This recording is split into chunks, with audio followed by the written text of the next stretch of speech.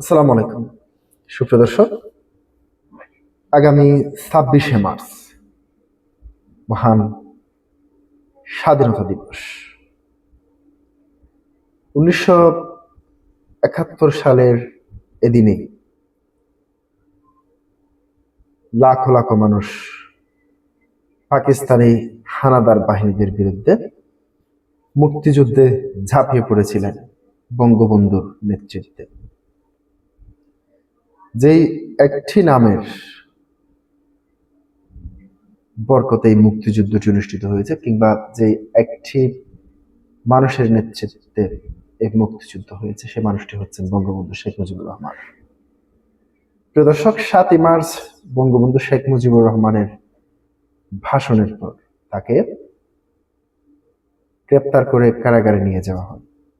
এরপর 25শে মার্চ কালো রাত্রে বাংলাদেশের বুদ্ধিজীবীদেরকে হত্যা করে পাক হানাদার বাহিনী।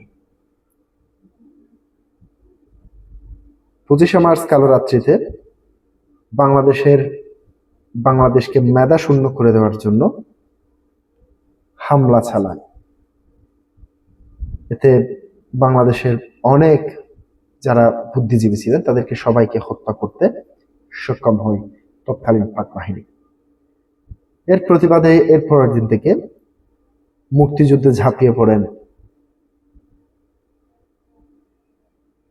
মুক্তিযোদ্ধারা।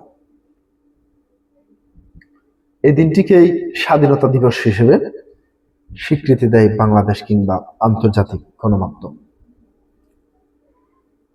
দর্শক, সেই স্বাধীনতা দিবস উপলক্ষে মূলত যে কর্মসূচি পালন করা হয়, স্মৃতিসৌধে গিয়ে, সাভারের জাতীয় স্মৃতিসৌধে গিয়ে শ্রদ্ধা জানানো হয় এবং যারা যুদ্ধে হতাহত হয়েছেন তাদের জন্য দোয়া প্রার্থনা করা হয়। মূলত কর্মসূচি হচ্ছে এগুলি।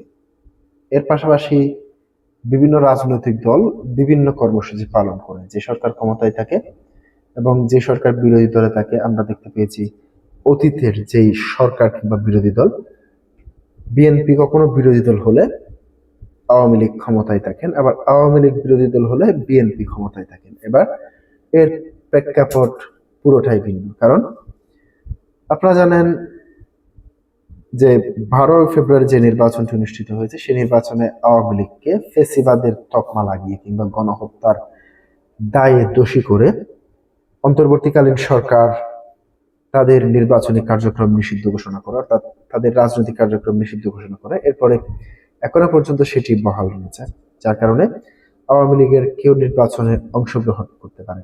যেহেতু বিএনপি এবং জামাত ইসলামী নির্বাচনে অংশগ্রহণ করেছে, বিএনপি সরকার গ্রহণ করলেও জামাত ইসলামী অর্থাৎ রাজাকার আলবদরদের দোসর বর্তমানে বিরোধী দলের অবস্থানে রয়েছে। প্রিয় দর্শক, এবার বিএনপির পক্ষ থেকে মহান স্বাধীনতা দিবস উপলক্ষে যে সমস্ত কর্মসূচি ঘোষণা করা হয়েছে সেটি আপনাদের সামনে তুলে ধরছি।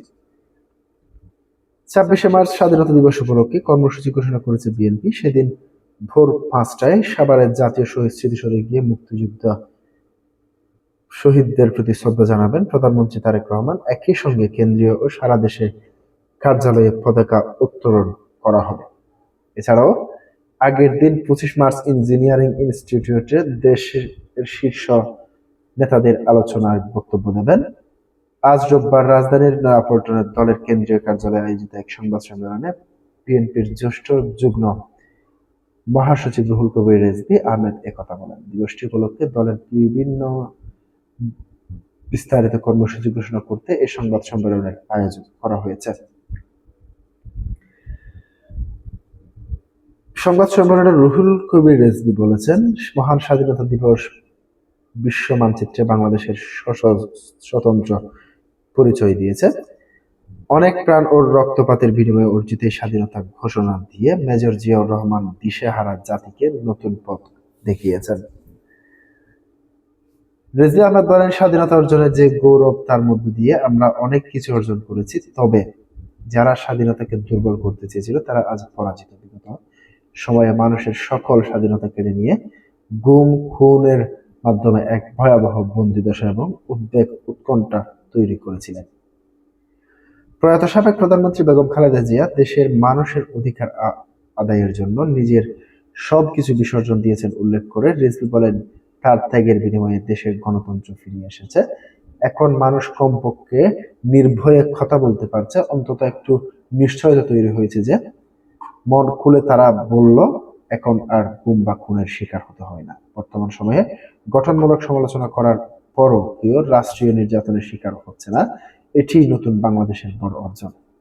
বিএনপির এই নেতা আরো বলেন, তারেক রহমান দেশের মানুষের সামনে যে স্বপ্ন দেখিয়েছেন তা পূরণের লক্ষ্যে দেশে ক্রমাগত এগিয়ে যাচ্ছে, তবে সবকিছু গুছিয়ে নিতে কিছুটা সময়ের প্রয়োজন। প্রিয় দর্শক, আজকে পর্যন্তই। আসসালামু আলাইকুম।